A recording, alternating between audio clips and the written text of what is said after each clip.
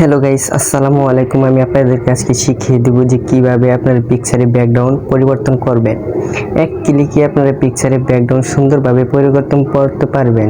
সুন্দর DSLR colour মতো হবে এবং কি রঙিন কালার হয়ে যাবে, যেটা আপনার অনেক সুন্দর হয়ে যাবে।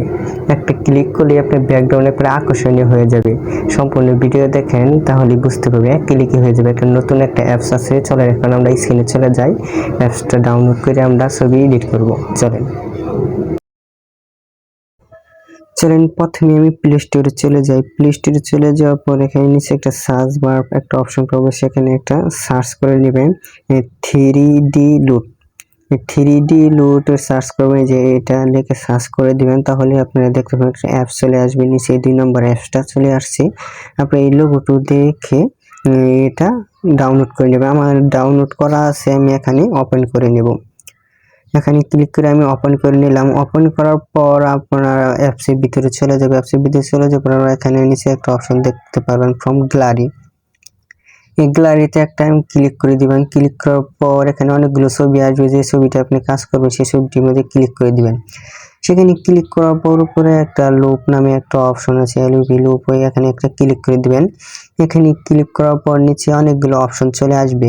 সেই অপশনগুলোর মধ্যে একটি অপশন আপনি খুঁজে বের করবেন, টপ 25। টপ 25 একটা ক্লিক করে দিবেন।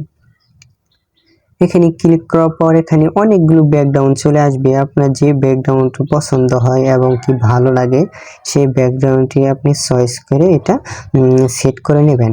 ভাই ভিডিওটি দেখে যদি যদি আপনার উপকার হয় ভাই, তাহলে একটু সাপোর্ট করবেন, চ্যানেলটা একটু সাবস্ক্রাইব করে দেবেন, কি অল নোটিফিকেশনটা একটু অন করে দেবেন। আর যদি ফেসবুক থেকে দেখেন তাহলে ভাই একটু ফলো করে দেবেন। আর সম্পূর্ণ ভিডিওটা দেখার জন্য অনেক ধন্যবাদ। তারপর ভাই যে ব্যাকগ্রাউন্ডটা ভালো হবে বা কালার ভালো হবে সেইটা আপনি সিলেক্ট করে নেবেন। আমার কাছে এই ব্যাকগ্রাউন্ডটাই ভালো লাগে।